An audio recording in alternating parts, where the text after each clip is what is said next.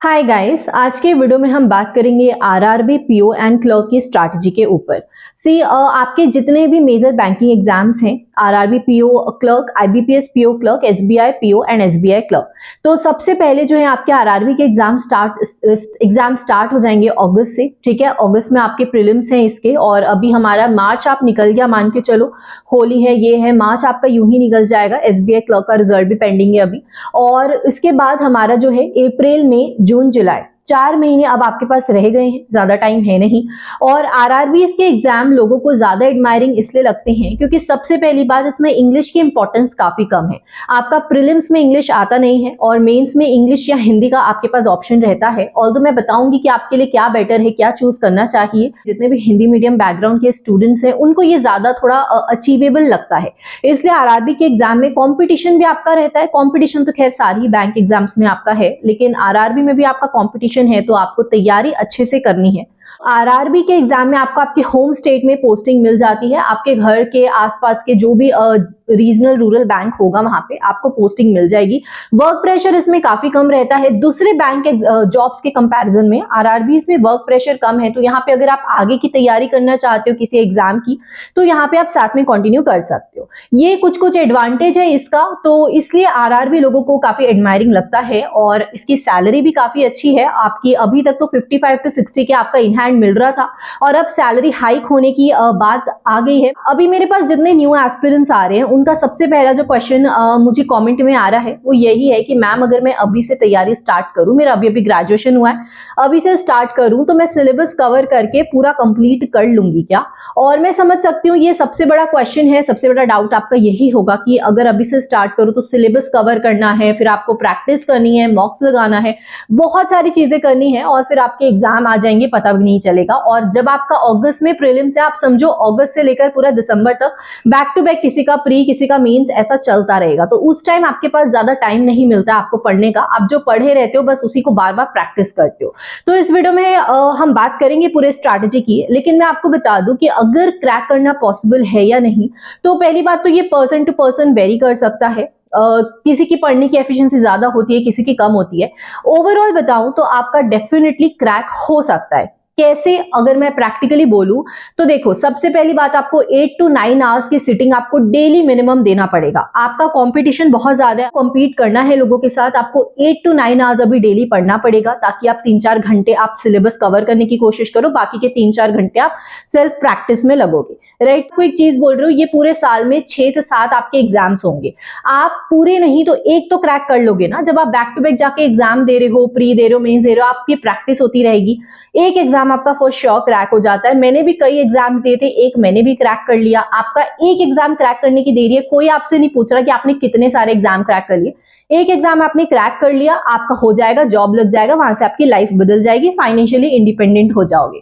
अच्छा, new aspirants को नहीं पता होगा, मैं बताती हूँ कि आपका अगर जैसे अभी आपका एग्जाम है, तो एग्जाम्स के पहले ब्रांड्स जो होते हैं, जो भी मॉक टेस्ट ब्रांड्स और ये सब, आपका ना मॉक रिक्रूटमेंट ड्राइव जैसा कंडक्ट कराते हैं। जैसे अभी आपका ऑलिव बोर्ड का कंडक्ट हो रहा है मॉक रिक्रूटमेंट ड्राइव, ये क्या है मैं अभी बताती हूँ, लेकिन इसका जो लास्ट डेट है वो 20 मार्च का है, 20 तारीख तक का लास्ट है, आज 16 हो गई है, तो आप अभी जाके रजिस्टर कर लो। आपको इसमें होगा क्या, आपका प्रीलिम्स, मेंस, जैसे आपका जो रियल एग्जाम होता है वो एग्जाम बिफोर एग्जाम जैसा है कि आप रियल एग्जाम पूरा भी फील कर सकते हो 99 रुपीज में। पहले आपका नोटिफिकेशन आता है, फिर आप रजिस्टर करते हो, फॉर्म भरते हो, फिर आपका एडमिट कार्ड आता है, प्रीलिम्स होता है, प्रीलिम्स की कट ऑफ आती है, प्रीलिम्स का रिजल्ट आता है, मेंस होता है, मेंस की कट ऑफ आती है, मेंस का रिजल्ट आता है, फिर आपका इंटरव्यू भी होता है। तो ये आरआरबी पीओ का मॉक रिक्रूटमेंट ड्राइव है, तो आपका पूरा इंटरव्यू तक ये प्रोसेस होने वाला है।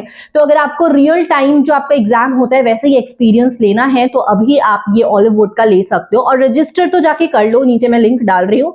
एंड यस, बैनर भी लगा दूंगी, आप देख लेना अगर आपको कुछ हेल्पफुल लगे तो। लेकिन यस, अगर न्यू एस्पिरेंट हो, आपको एक पूरा एक्सपीरियंस करना है किस तरह से क्या क्या होता है, ताकि आप रियल एग्जाम में गलती ना करो। लोग गलत सलत फॉर्म भर देते हैं, तो ये पूरा एक्सपीरियंस अभी आपको हो जाएगा। अब हम स्टार्ट करते हैं कि सबसे पहले आपको क्या करना है। तो सबसे पहले आई ऑलवेज से कि आपका सिलेबस ही पूरा होना चाहिए। सबसे पहले आपका प्रीलिम्स होगा, प्रीलिम्स में आपका सिर्फ क्वांट और रीजनिंग आना है। क्वांट रीजनिंग आना है, 80 क्वेश्चंस होते हैं उसमें। तो आपको सबसे पहले क्वांट रीजनिंग से स्टार्ट करना है, अपना ये दो सब्जेक्ट अच्छे से बिल्ड कर लो। मेंस में जो आपका आता है क्वांट रीजनिंग के अलावा करंट अफेयर्स आता है, कंप्यूटर आता है और इंग्लिश या हिंदी का आपके पास ऑप्शन रहता है। तो मेंस में आपके 3 सब्जेक्ट्स ऐड हो जाते हैं, लेकिन आपका प्रीलिम्स क्वांट रीजनिंग है, मेंस में भी क्वांट रीजनिंग आता है, तो हम क्वांट रीजनिंग से स्टार्ट करेंगे। सबसे पहले सिलेबस, बैंक एग्जाम्स का सिलेबस सर्च करो और उसका प्रिंट आउट ले लो, क्योंकि आपके पास होना चाहिए कि आपके सिलेबस में है क्या क्या, कौन कौन से टॉपिक्स आपको पढ़ने हैं। और अगर आपने अभी तक अगर चीजें कवर कर ली हैं, करके चले हो, तो उस पे आप प्रिंट आउट निकाला है आपने, राइट। तो वो टॉपिक के आगे आप चीजें लिख के चलो कि कौन कौन सा टॉपिक आपका वीक है, जो वीक है उस पर सर्कल बनाओ कि हाँ ये टॉपिक पे अभी मुझे वर्क करना है, और जो जो टॉपिक अच्छा चल रहा है, सही चल रहा है, उसको वैसे ही चलन दो, बीच बीच में उसकी प्रैक्टिस करते रहो। आपको बेसिकली क्या करना है, जितने भी अपने वीक एरिया है, जितने भी लूप होल है, उन सबको कवर करना है। एक एक चीजों पे सर्कल बना बना के उन चीजों को कवर करना है। और जब आप हर चीज अच्छे से पूरी कवर कर लोगे, अच्छे से हर एक टॉपिक की प्रैक्टिस करोगे, हर चीज सीख जाओगे, आपके मार्क्स में और ओवरऑल आपके मार्क्स इंक्रीज होना स्टार्ट हो जाएंगे। आपका रीजनिंग का जो सिलेबस है, अगर आपने अभी नहीं भी स्टार्ट किया है, तो आपके 15 से 20 दिन से ज्यादा आपको रीजनिंग में नहीं लगेगा। रीजनिंग में बहुत वास्ट सिलेबस नहीं है। Reasoning is all about practice. आप एक बार सीख जाते हो, फिर जितनी ज्यादा प्रैक्टिस करते जाते हो उतना उसमें अच्छे होते जाते हो। सेकेंड, आपको क्वांट में करना है। क्वांट में जो बेसिक चैप्टर्स है उनको पहले करो, जैसे कि एवरेज हो गया, पहले तो percent to fraction, fraction to percentage, percentage बहुत इंपॉर्टेंट है, रेशियो प्रोपोर्शन इंपॉर्टेंट है, एवरेज, ये सारी जो एकदम बेसिक के चैप्टर्स है वहां से स्टार्ट करो, वो सबको पहले कवर करना। और उसके बाद आपको बड़े टॉपिक्स में जाना है, जैसे time and work, time speed distance, SI CI, profit loss, permutation combination, probability. हाँ, आपको प्रोबेबिलिटी, परम्यूटेशन ये सब करना है, बिकॉज ये सब का वेटेज है।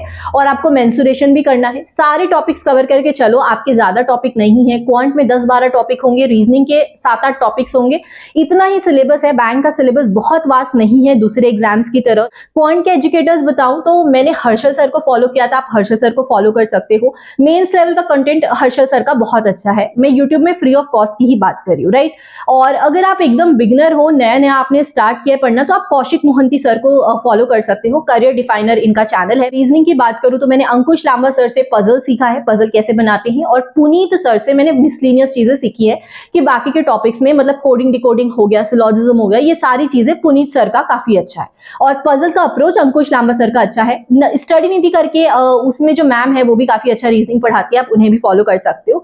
तो आपको क्वांट के रीजनिंग के ये बेस्ट एजुकेटर्स है, आप इनमें से, हाँ, क्वांट में आप आशीष अरोड़ा सर को भी फॉलो कर सकते हो। इन्हें बहुत से एस्पिरेंट्स फॉलो करते हैं, ऑल्दो मैंने नहीं किया है, मैं वो 2 सर को ही देखी हूँ जितना देखी हूँ, लेकिन आप आशीष अरोड़ा सर को भी फॉलो कर सकते हो। फिर आपने कोई पेड कोर्स ले रखा है, आप वहां से सिलेबस कवर कर लो। कहीं से भी आपको एक बार पूरा सिलेबस कवर करना है। और मैं आपको बताऊं कि मेरा सिलेबस कवर करने का अप्रोच क्या रहता था। तो सबसे पहले मैं क्या करती थी कि अगर कोई चैप्टर स्टार्ट किया है, जैसे टाइम एंड वर्क स्टार्ट किया, सर जो कॉन्सेप्ट बताते जा रहे हैं मैं वो कॉन्सेप्ट भी लिखते जाती थी। अगर कोई एग्जाम्पल के साथ कोई क्वेश्चन बना रहे हैं, जो एकदम बेसिक लगता था, जो मैं समझ गई, उसको मैं स्किप कर देती थी। जो टफ लगता था उसको मैं नोट डाउन कर लेती थी, ठीक है। उसके बाद में आप पूरा कॉन्सेप्ट लिखोगे, कुछ क्वेश्चंस लिखोगे, सर के साइड से वो चैप्टर कवर हो गया है, पूरा कंप्लीट हो गया, तो आप अपनी खुद की प्रैक्टिस करना स्टार्ट करते हो। तो पहले आप बनाओगे एकदम बेस लेवल की चीजें, बेसिक से स्टार्ट करोगे, तो पहले एकदम इजी क्वेश्चंस बनाने हैं, फिर मॉडरेट क्वेश्चन बनाने हैं, और फिर हाई लेवल के क्वेश्चन बनाने हैं। किसी भी अच्छे बुक, अगर आप बुक्स चाहो बुक्स का यूज कर सकते हो, गाइडली पीडीएफ बंडल है वो यूज कर सकते हो, कहीं से टॉपिक टेस्ट है आपके पास तो टॉपिक टेस्ट यूज कर सकते हो टॉपिक वाइज प्रैक्टिस करने के लिए। कोई और कहीं से आपको पीडीएफ का सोर्स मिल रहा है तो आप वो यूज कर सकते हो, ठीक है। आप कहीं से भी यूज करके आपको पहले बेस लेवल के क्वेश्चन बनाने हैं, फिर उसे मॉडरेट लेवल के बनाने हैं, और फिर हाई लेवल के क्वेश्चन बनाने हैं। जब आप base level to high level ऐसे बेसिक करके जाओगे, हाई लेवल तक बनाते तक आप समझो आपका मेंस भी रेडी हो गया है। कभी भी हम प्री टू मेंस साथ में पढ़ के चलते हैं, ऐसा नहीं करते कि पहले प्री कर लिया बाद में मेंस करेंगे, ये कभी नहीं होता। प्री टू मेंस साथ में जाना है, तो बेसिक से लेकर हाई तक आपको साथ में चलना है। तो ये आपकी अप्रोच रहती है, यही आपको करना है। और ऐसा करके क्वांट रीजनिंग आपका पूरा कवर हो गया। जब ये कवर हो जाएगा उसके बाद आप टेस्ट देना स्टार्ट कर देना, मॉक्स देना स्टार्ट कर देना। प्रीलिम्स के मॉक्स आप लगाना स्टार्ट कर दोगे, आपको हफ्ते के 2 प्री के मॉक लगाने हैं। अभी हम बात करते हैं बाकी सब्जेक्ट्स की, जैसे करंट अफेयर्स। करंट अफेयर्स अब आपको आज से ही पढ़ना स्टार्ट करना है, क्योंकि अब आपके पास बचे ही 4 महीने हैं। 4 महीने का करंट अफेयर्स मैंडेटरी है बैंक एग्जाम्स में। अगर आप 5 महीने तक का कर लेते हो तो बेस्ट रहेगा। अगर आप 5 महीने का रिटेन कर सकते हो तो 5 महीने का बेस्ट है, लेकिन अगर आप 4 महीने का कर रहे हो तो भी सफिशियंट है आपके on an average above average marks ही आ जाएंगे, राइट। लेकिन आपको बहुत अच्छा स्कोर करना है। 5 मंथ्स डिसेंट है, 6 मंथ्स लोग बोलते हैं लेकिन 6 मंथ्स रिटेन नहीं होता। मैंने कभी रिटेन नहीं किया है, मैं कभी 6 मंथ्स नहीं पढ़ी हूँ, तो आई रिकमेंड कि 4 to 5 मंथ सफिशिएंट है। और करंट अफेयर्स आप आज से करना स्टार्ट करो। अब इसका मतलब ये नहीं कि एकदम न्यूज़पेपर उठा लिया है, न्यूज़पेपर से करना स्टार्ट कर दिया, ऐसे नहीं होगा। ना ही इंटरेस्ट आएगा, ना ही मन होगा पढ़ने का। आप कोई वीडियो सोर्स का यूज करके स्टार्ट कर सकते हो। कोई भी आप वीडियो से अगर आप करंट अफेयर्स पढ़ना स्टार्ट करोगे तो वहां से आपका इंटरेस्ट बनता जाता है। बेसिकली ना, जो एजुकेटर आपको पढ़ाते हैं, अगर एजुकेटर के साथ आपका लिंक अच्छा जम रहा है तो आपको उसमें इंटरेस्ट आता है कि अच्छा आज ये हुआ, आज वो हुआ। और न्यूज जो होती है आपकी करंट अफेयर्स की, जनरली ना एक दूसरे से लिंक होती है। जैसे आज कुछ न्यूज आई तो 7-8 दिन के बाद उसी से रिलेटेड कुछ उसका अपडेशन होता है, उसी से रिलेटेड कोई न्यूज आती है। आज एसबीआई ने कुछ लॉन्च किया, कुछ दिन बाद फिर कुछ लॉन्च करेगा, वो लिंक होता चला जाता है। तो आपको करंट अफेयर्स यहां से स्टार्ट करना है। मैंने अभिजीत मिश्रा सर को फॉलो किया था और कुछ टाइम आशीष गौतम सर को भी फॉलो किया है, जो कि अड्डा में पढ़ाते हैं। ये दोनों एजुकेटर्स काफी अच्छे करंट अफेयर्स के लिए। अभिजीत मिश्रा सर का मैं ज्यादा रेकमेंड करूंगी, उनका मेरे को काफी सही लगता है कंटेंट, तो आप वहां से स्टार्ट करना। डेली के क्विजेस लगाओ, अड्डा के भी क्विजेस आते हैं, स्मार्ट किरा में क्विजेस आते ही हैं, और भी कई ब्रांड्स में आते होंगे, आप डेली क्विजेस लगा सकते हो। डेली नहीं तो वीकली और मंथली क्विजेस आपको लगा के चलने हैं। मैं डेली फॉलो नहीं कर पाती थी, लेकिन वीकली क्विजेस मैं डेफिनेटली हर हफ्ते लगाने की कोशिश करती थी, क्योंकि एक वीक में जितनी इंपॉर्टेंट चीजें हैं आपके एक वीकली क्विज से सब कुछ कवर हो जाएगा, राइट। और फिर मंथली क्विज जब आप लगाओगे तो मंथली क्विज अफेयर्स क्लाउड में आपको फ्री के मंथली क्विज मिलते हैं हर मंथ, तो वो भी काफी सही है। आप हर मंथ अगर आप मंथली क्विज लगाते चलोगे तो वो पूरा और रिफ्रेश हो जाएगा। जितना भी वीक में आपने पढ़ा है, जितना भी मंथ में आपने पढ़ा है, वो सब कुछ इंपॉर्टेंट चीजें आपकी रिकॉल हो जाएगी। तो करंट अफेयर्स आपको इस तरह से करना है।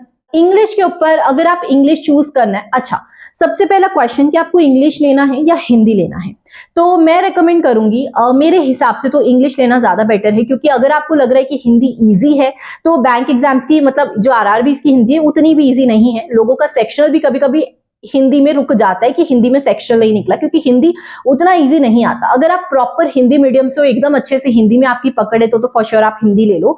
और हिंदी के लिए अगर आपको अभी फॉलो करना है तो टेक्स्ट बुक की एक प्लेलिस्ट मैंने देखी थी, आप वहां टेक्स्ट बुक में जाके देख सकते हो। टेक्स्ट बुक की प्लेलिस्ट आप फॉलो कर सकते हो हिंदी के लिए। इंग्लिश के लिए मैं बताऊं तो इंग्लिश के लिए मैंने डिटेल स्ट्रैटेजी आपको बता रखी है। मैं वीडियो का लिंक डाल रही हूँ डिस्क्रिप्शन में। टेलीग्राम ग्रुप में भी आपको लिंक्स मिलते हैं मेरे वीडियो के, और मैं टेलीग्राम ग्रुप में भी प्लेलिस्ट और सबका लिंक डाल दूंगी, आप ग्रुप ज्वाइन कर लेना। और यही है कि आपको इंग्लिश का कैसे करना है, मैंने उस वीडियो में डिटेल में बताया आपको इंग्लिश की स्ट्रैटेजी।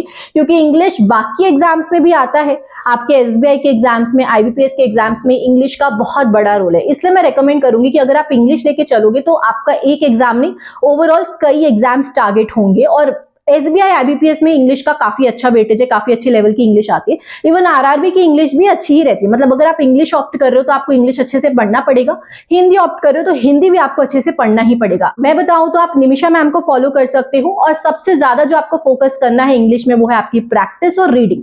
जितनी रीडिंग करोगे उतनी क्लैरिटी बढ़ेगी, उतना कॉम्प्रिहेंशन बिल्ड होगा। निमिषा मैम काफी अच्छा पढ़ाती है, मैं डेली के उनके एडिटोरियल्स फॉलो किया करती थी।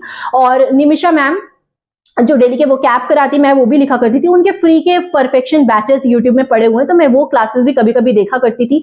वहां से मेरी अप्रोच बिल्ड होती थी। तो ये चीज आप भी कर सकते हो, अपनी अप्रोच बिल्ड करो। जब आपकी अप्रोच सही रहेगी तो क्वेश्चंस आप सही से लगाओगे, आपका ऑब्वियसली मतलब उसमें मार्क्स इनहैंस होंगे इंग्लिश में, राइट। तो इंग्लिश के लिए इतना है। अच्छा, कंप्यूटर आप कब करोगे, तो कंप्यूटर आपको अभी नहीं करना है, आपका प्रीलिम्स होने दो। जब आप प्रीलिम्स देकर आओगे नेक्स्ट डे से हम कंप्यूटर करना स्टार्ट कर देंगे। कंप्यूटर का सिलेबस बहुत बड़ा नहीं है, और कंप्यूटर आईबीपीएस और एसबीआई के एग्जाम्स में नहीं आता। कंप्यूटर सिर्फ आरआरबी के एग्जाम में आता है, तो बेटर है कि इसको हम थोड़ा लेट स्टार्ट करें, प्री के बाद स्टार्ट करेंगे। आफ्टर प्री स्टार्ट करेंगे उस एक महीने में कंप्यूटर अच्छे से करेंगे, और उस टाइम अगर आप करोगे तो फ्रेश आपको रिटेन भी काफी रहेगा। अभी से करोगे वैसे इतनी चीजें याद करने की है, करंट अफेयर्स भी पढ़ना है, सिलेबस कवर करना है, कंफ्यूजन बहुत ज्यादा क्रिएट हो जाएगी। तो आपको कंप्यूटर जो करना है आफ्टर प्रीलिम्स करना है। अरोरा एजुकेटर्स का जो है उनकी प्लेलिस्ट है कंप्यूटर की, और वो काफी अच्छी है, उनका चैनल आप विजिट कर सकते हो उस टाइम पे। और अगर कोई पीडीएफ भी आपको कहीं की मिलती है, जैसे गाइडली की पीडीएफ मिल जाती है, ऑलिव बोर्ड की कंप्यूटर की पीडीएफ मैंने डाउनलोड की थी,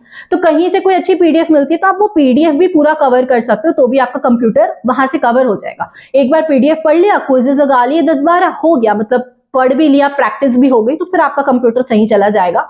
मॉक टेस्ट की बात करूं, वीकली आप प्रीलिम्स के मॉक टेस्ट लगाओगे 2। अगर आपका प्री मतलब क्वांट रीजनिंग प्रिपेयर हो गया, प्री स्टार्ट कर दो, प्री में सिर्फ क्वांट रीजनिंग ही आना है। और जब आप इंग्लिश भी पढ़ रहे हो साथ के साथ, ठीक है। और हाँ, डेली टू डू लिस्ट क्या होता है उसका अलग से हम बनाएंगे कि वीडियो कि आपका डेली क्या टारगेट्स होने चाहिए, डेली आप किस चीज को कितना टाइम दोगे। लेकिन ये ओवरऑल स्ट्रैटेजी थी कि आपको किस तरह से किन चीजों को टैकल करना है। और इसके अलावा जो मेंस के मॉक है हम वीकली एक लगाते चलेंगे, लेकिन अभी पूरा सिलेबस पहले होने दो। 80% सिलेबस हो जाएगा, इंग्लिश भी कर लोगे, करंट अफेयर्स भी करते चल रहे हो, तब जाके बाद में हम एवरी वीकेंड एक मेंस का मॉक लगाया करेंगे। मैं आपको डेली टू डू लिस्ट में चीजें और डिटेल में बताऊंगी। आज की वीडियो के लिए इतना ही रखते हैं। आई होप कि आई क्लियर्ड योर डाउट्स। कुछ भी डाउट हो तो आप कमेंट कर देना। मैं आपके कमेंट का जिस चीज में ज्यादा कमेंट आते हैं मैं उसका रिप्लाई जरूर करती हूँ, और जिन टॉपिक्स पे ज्यादा कमेंट आते हैं उसमें मैं नेक्स्ट वीडियो या शॉर्ट जरूर बनाती हूँ। तो यस, आप कमेंट कर सकते हो। टेलीग्राम ग्रुप ज्वाइन कर लेना। मेरा एक चैनल और है जहां मैं स्टडी के अलावा लाइफ जो मैंने सीखा है वो सब चीजें डालती हूँ, तो आप वो ज्वाइन कर सकते हो। उसका भी रिस्पॉन्स काफी अच्छा रहा है अभी तक। इसके अलावा will meet in the next video. कुछ भी डाउट हो तो कमेंट बिलो। Thank you.